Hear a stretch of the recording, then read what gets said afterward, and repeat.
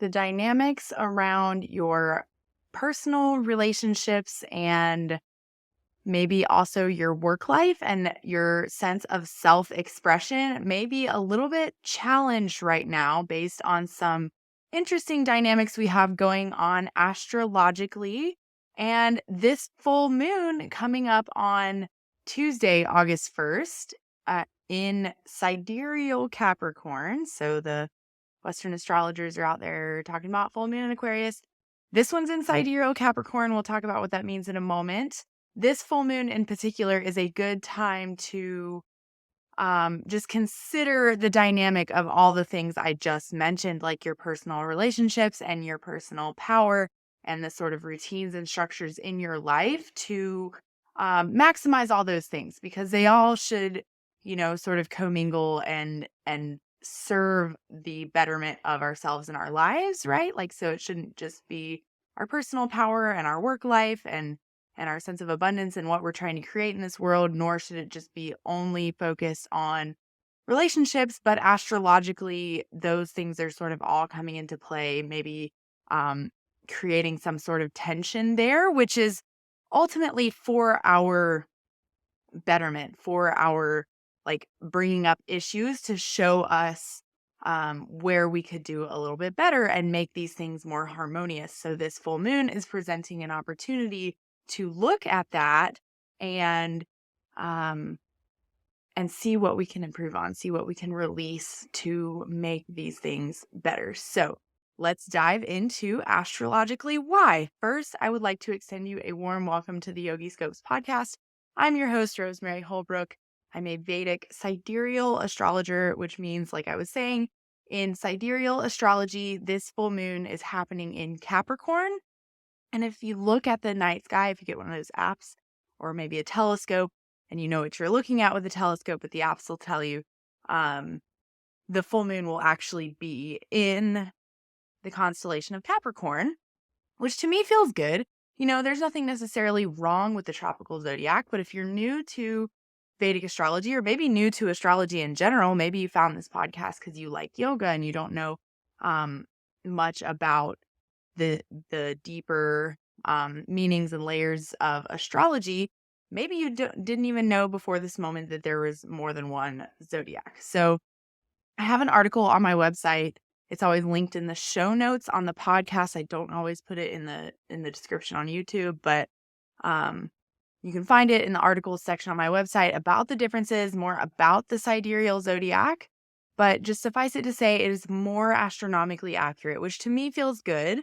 And to others, maybe it doesn't matter. If it doesn't matter to you, fine. Just know that we use the sidereal zodiac here, which means this is happening in Capricorn. So we're going to talk about what a full moon in Capricorn means and what all the other interplay of stuff going on in the sky is, because nothing happens in a vacuum. There's all these energies sort of swirling around all the time. And wow, have I heard it from people that all this dynamic that I was referring to, so it's related to Saturn retrograding. Retrograde Saturn is aspecting a retrograde Venus, as well as Mars, Mars is not retrograde, and Mercury's not retrograde right now either, but will be soon in direct opposition to this retrograding Saturn. So we'll talk about what all that means. If I just lost you with some jargon, we'll talk about what it means and you can maybe decide for yourself if you're feeling it too.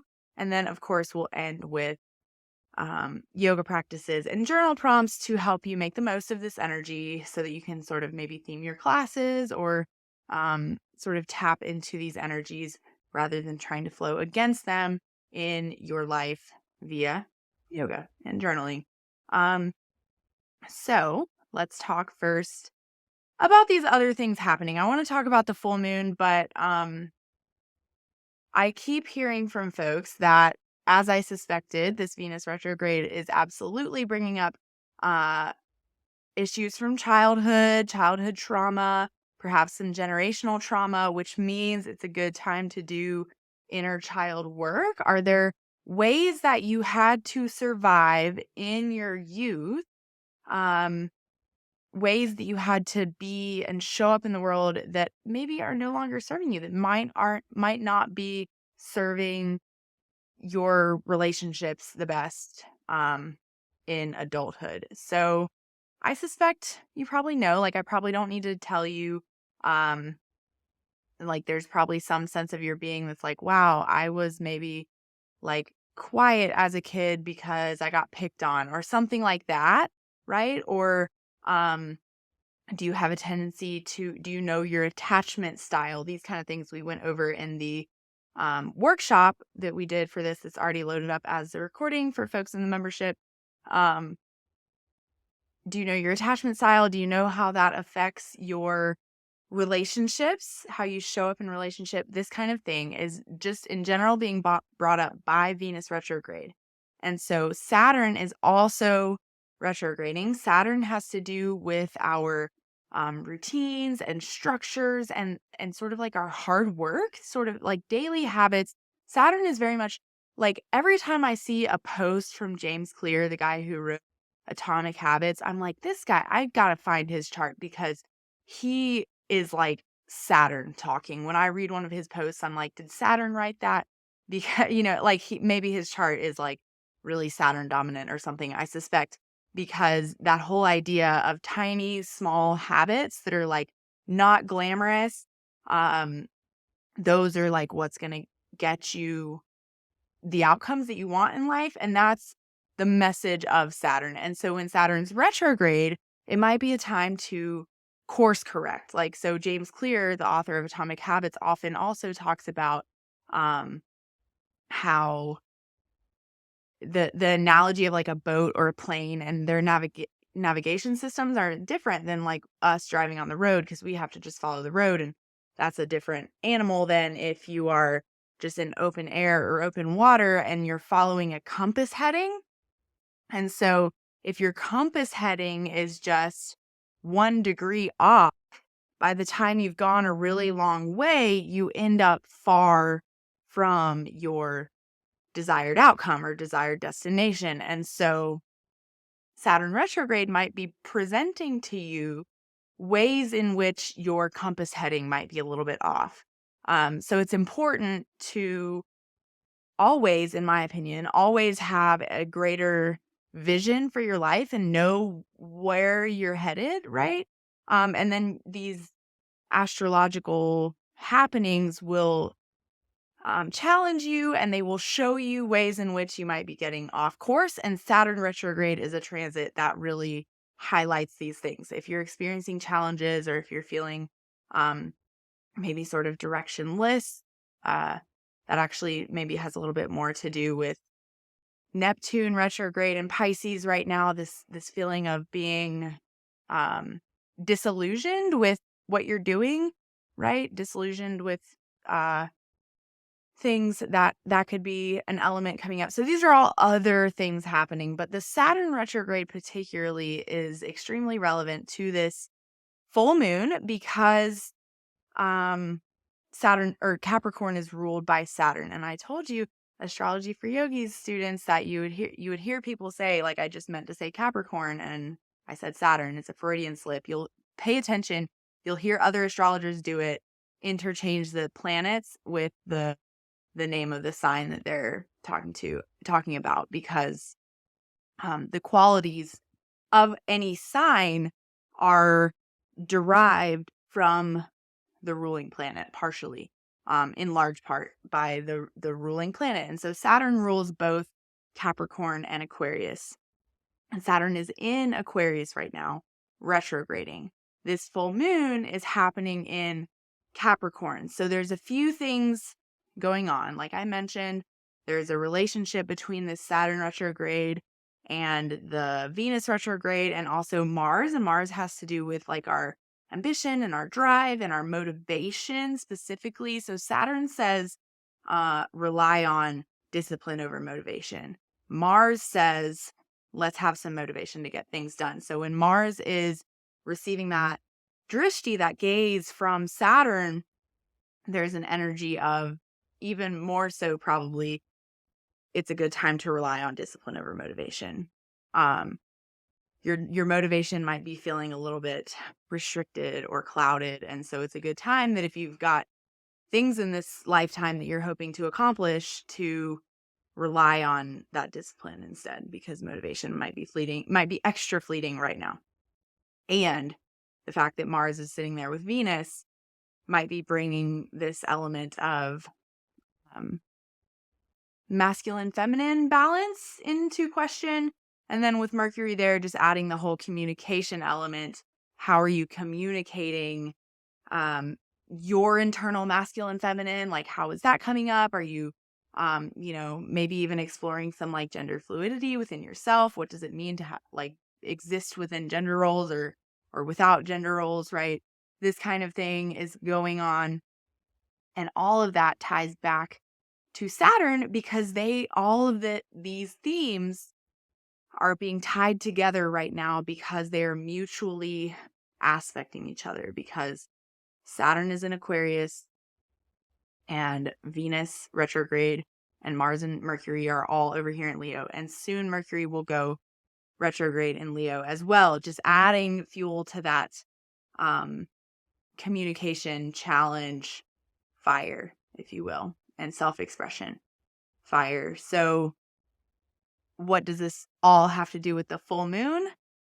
You might be wondering. So like I mentioned, the full moon is happening in Capricorn, which is also ruled by Saturn. And so that is at this full moon, it might be a time where your emotions are feeling a little bit restricted. And so this is just on, the day or so around the full moon. You might be feeling a little bit more cool and practical and maybe even grounded, which is a good thing when it comes to your emotions. So especially for some of these more fiery things going on with Venus, which is love and relationships, Mars, which is like your motivation and your willpower, Mercury, which is communication. If you're experiencing some fieriness, some explosiveness, some distortion around those things, at this time of the full moon would be a good time to take some spiritual practice time, if you will, some time to new moons and full moons are always recommended to carve out some time, maybe a whole day, maybe less than that, within the sort of 3 days around the peak of the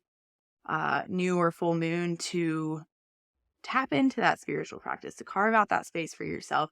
This full moon extra, especially so because of its connection to Saturn and this connection to structures in our life, and routines and habits and creating space. So let's talk about the nakshatra where this full moon is happening, which is Shravana. And so nakshatras are lunar mansions. It's another article I have on the website. You can learn more about nakshatras and how they're sort of used in a practical sense in Vedic astrology. They're lunar mansions. They matter a little bit more for what the moon is doing than they do for any other planets. And there's like mythology behind that I believe is described in the article. But this nakshatra is symbolized by a listening ear, is one of so it actually translates to hearing. Shravana is like hearing.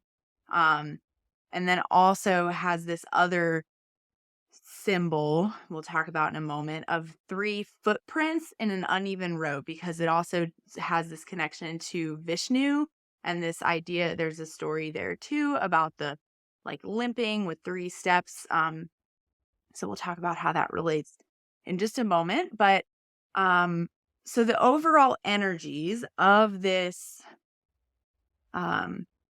full moon, knowing what we know about, it's in Capricorn, it's in a nakshatra that's symbolized by a listening ear, and knowing what we know about Venus being retrograde and with Mars there, adding sort of fuel to the fire in a fire sign, and Mercury's there now too, kind of like fanning the fire in the fire sign. We know that relationships are under challenge right now because of this Venus retrograde, and especially for this sort of right now around the full moon and until I believe it's August 7th when Venus moves on back to Cancer. There is maybe a little bit of a heightened focus on your relationship to yourself and how that how your relationship with yourself. And so things like I was mentioning, like your inner child work type endeavors, which will continue to persist through the Venus retrograde through Cancer, there there's a heightened focus on that around the time of the new moon and how that causes you to show up in relationships. And that's fine if you're doing that work and really considering your role in things and the way you sort of contribute to your outcomes in life and in your relationships. But there, that also the sort of shadow side of that focus on self is that maybe you might be approaching relationships of like, well, this is what I need, and this is how I perceive the relationship, and that kind of stuff.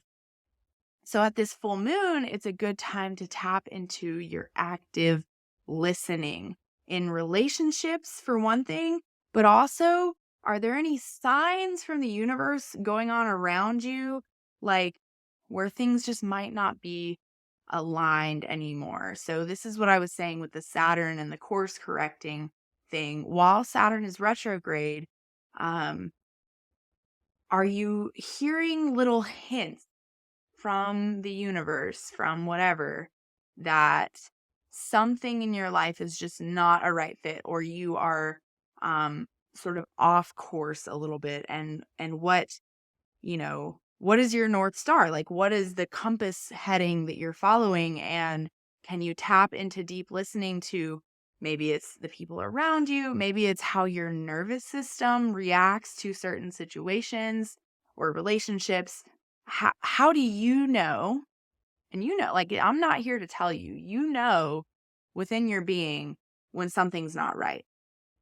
And so, are there any signs like that happening in your life right now? And can you pay more attention to that kind of thing so that at this full moon, you can release the things that are not aligned with your North Star, with your compass heading? And so that's a little bit more on the internal side, but then also know that um, in relationships, it's an extra beneficial time to practice that active listening, that listening to understand rather than listening to respond, right? So often we will be listening and thinking like we're just reacting to the things that are being said, and we're crafting our next response to that while the person is talking. And so active listening is an approach of like, can you just repeat what the person said back to them in their own words before you respond? So the focus while you're listening is, instead of forming your reaction, it's making sure that you really understood what they said, and bringing that clarity there. Because especially when Mercury goes retrograde, and we'll have Mercury and Venus retrograde at the same time, it might be a little extra challenging to have that communication going on in relationships. So now at this full moon, practice that skill of actively listening in your relationships. And then, so another big overall energy of this full moon. So the first overall energy is listening, right? Overall theme is listening deeply to others and your nervous system and the signs around you. And the other one is reflecting on long-term plans and maybe celebrating your progress so far. So this is going to require like creating a container for yourself. We'll talk about that in a moment, but so at any full moon, we're like thinking about bringing things full circle, right? Maybe also releasing things that it's like the shedding cycle. It's the beginning of the decrescendo, or like the the waning moon phase, the contraction, the releasing, like the exhale. Is the full moon marks the beginning of that. So over the next paksha is what it's called, 2 weeks, that this portion of the lunar cycle, the next fortnight, I suppose, what can you sort of release, and what could you release that would bring you more in alignment with that long-term plans, but also like, can you celebrate your progress? Can you maybe look back over the course you've been on and see if, maybe it hasn't been linear and you haven't been on that perfect compass heading the whole time. Can you just sort of look back and see how maybe that's been okay for you? And so some element here is also, can you release your attachments to outcomes rather than, so when we're thinking of like a destination, um, w- we like that's an outcome, right? And so the Bhagavad Gita would have us, know that we need to do our work diligently and not be so attached to how that looks, right? So, for example, if you've ever like been sailing, so there's some other big ships that like is not the case, but on a sailboat, particularly, um, and so just like bear with me here because this is now, I hope I'm not losing you with another analogy, but on a sailboat, you have to do what's called tacking, which is where the sail has to like be on either side of the boat. So you don't go straight in a sailboat. You do in like a motorboat, but in a sailboat, you have to like what's called come about, and you're kind of like zigzagging because of the way the wind pushes the boat when it catches the sails. It pushes it like on a diagonal, and so you zigzag and you do it, you come about so that you're sort of on average moving towards that destination, but you might not be moving directly towards that destination. And so that's like, to get back to the Vishnu and the three footprints analogy, it's okay if it hasn't been linear. It's okay if you look back on your path, or maybe you're like, oh, I've gotten a little bit off path. It's like, how can you course correct so that on average you're heading towards that destination, whatever destination is for you. What are you hoping for? If you're unsure, your birth chart is the place to look for that kind of thing. All the answers are there. I recognize it is highly complex. You start learning it, stick around listening to the podcast, get the birth chart decoder if you want to sort of accelerate um, that learning and get some answers more quickly. That's what a birth chart reading could be good for. And actually, until tomorrow night at 11:59 p.m., I posted about on socials once, but I'll go ahead and mention it here. So until Friday, July 28th at 11:59 p.m. Eastern, I'm running a sale on readings it was in honor of a local festival, but y'all can have it too if you want. You use code LOVESHINEPLAY 33 with the numbers 33 at the end. So it's 33% off. That's a really good sale. I like almost never run sales that big, but I was feeling it for the local Love Shine Play Festival here in Asheville. So if you want a reading, jump on that. The deadline is tomorrow night. So hopefully maybe you're listening to this before the deadline passes. But anyway, if you want a faster, sort of answer, and maybe feel a little bit more cohesive towards what the answers that your birth chart holds, a reading could be really helpful for that. And so for all of this, for this like course correcting sort of journey, it will require you to create this container for yourself so that you can, like I was saying, like James Clear, like the habits thing, how can you create this container, this structure to explore that, to acknowledge the progress you've made, acknowledge what effort you put in, and to continue efforting towards that thing, because nothing in life really happens overnight, right? Like almost anything takes consistent effort over time. Almost anything worth having or doing or being takes this consistent effort over time. And so how are you creating that container for that for yourself is a good thing to consider at this full moon.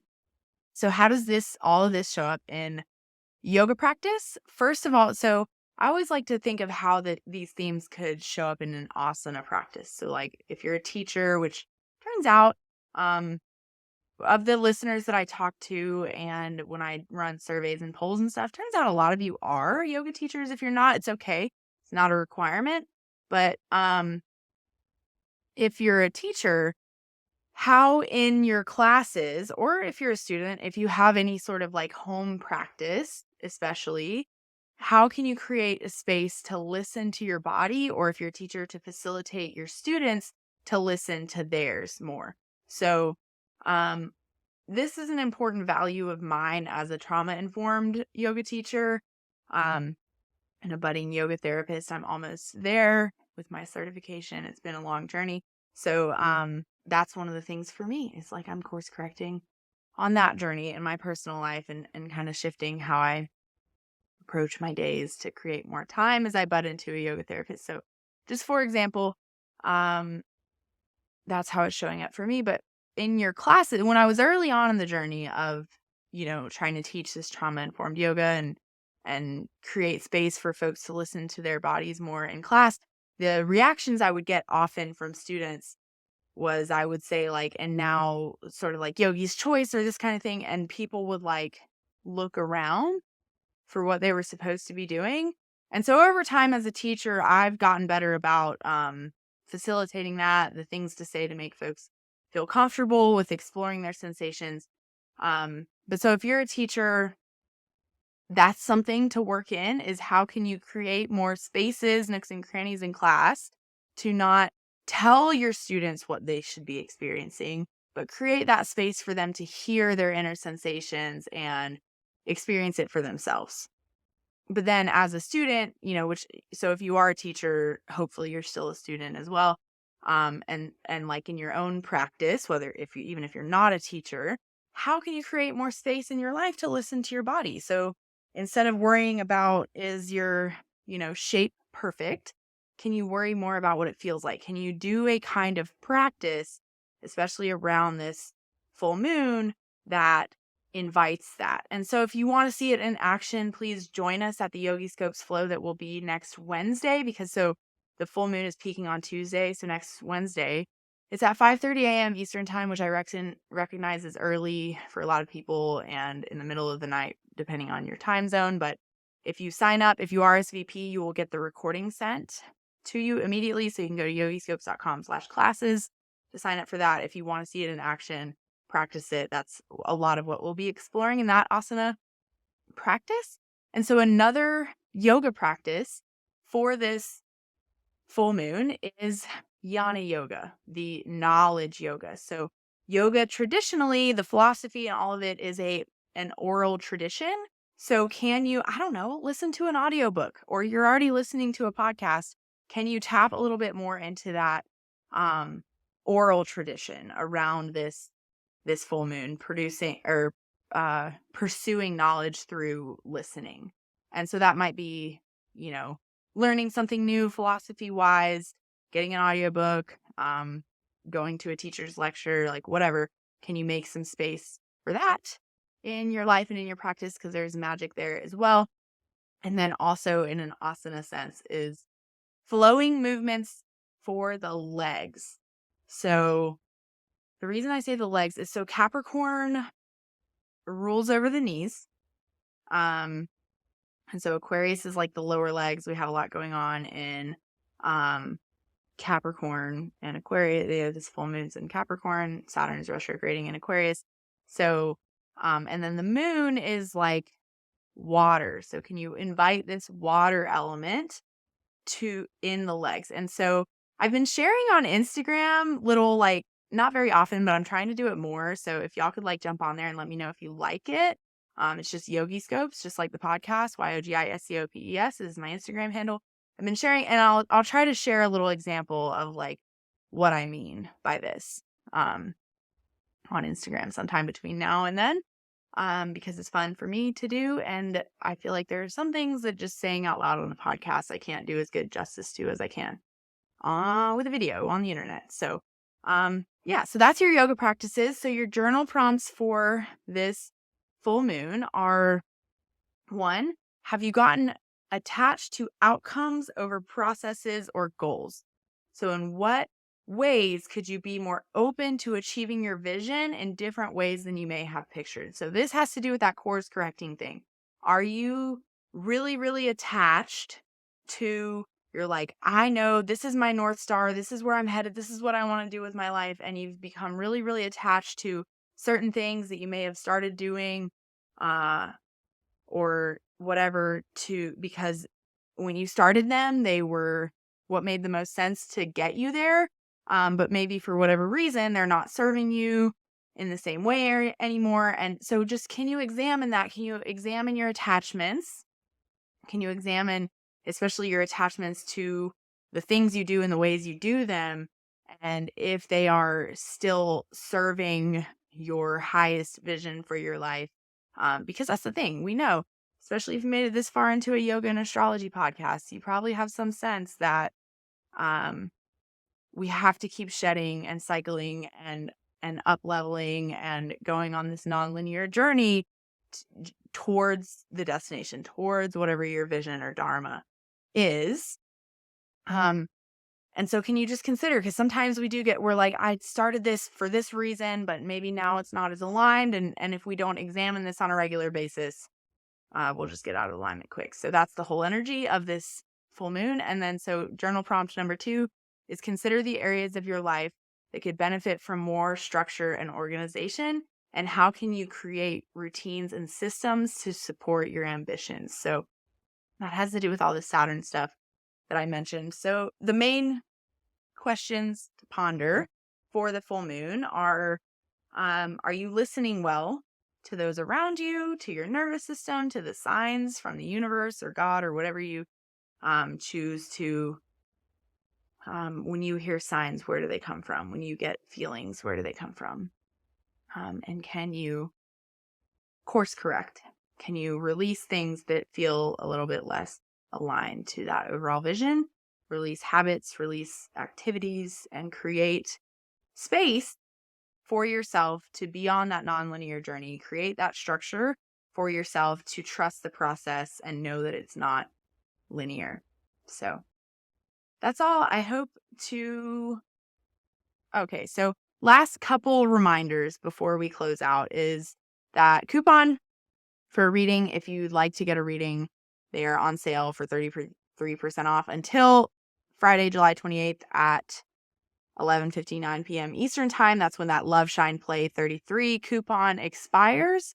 And I just launched a new mini course. I can't believe I didn't mention that, because if you want a cheaper way to DIY that's a little bit more in depth than the birth chart decoder. So this is actually this mini course. It's called Birth Chart Basics. I just released it. I only released it to my email list. So I'm actually going to send another email about it tomorrow. So make sure you're on my email list if you want to sign up for it. It's a beta round right now, which is why I'm trying to prioritize folks that have sort of been in the loop for a little bit longer. It's a brand new mini course. It's already loaded up. I've already released it. And I'll be sending an email again tomorrow about it. The deadline to sign up for the beta round is July 31st. And so it's basically, if you put in the work, you'll get the same outcome basically that you would out of a reading. I'm like telling you how to read your own birth chart with these like mini lessons. They're 5 to maybe like 12 minutes long. There's about 10 of them. And they're just mini lessons that you can refer back to understand how to read a chart and understand how to find meaning in your chart. And so it's like, think the birth chart decoder, if you've gotten that free worksheet, but expanded upon with, more keywords for each sign and house so that you have to spend a little bit less time on Google. So the deadline to sign up for that is July 31st, which is Monday night. So just before this full moon, because we will have a Q&A, a live Q&A for the beta testers for the course on August 20th. And so I want you to have enough time before our Q&A to go through the material and have questions. And then I plan to update it and release it again, but it'll be more expensive once I've sort of fixed it based on our beta testers' feedback. So, but for the folks that have already taken it have told me that it's like super helpful, and the bite-sized lessons, folks are really loving those, that it's like something you can just easily refer back to and you're like, what did that mean again? Kind of thing. So if you're ready to take that next step in learning your birth chart, highly recommend grabbing that mini course while you can. Actually, you know what? I'll go ahead and put it in the show notes. or a birth chart reading while they are on sale. So thanks for being here. Remember to keep your feet on the ground, your head in the stars, and stay in the light. Until next time, friends, take care.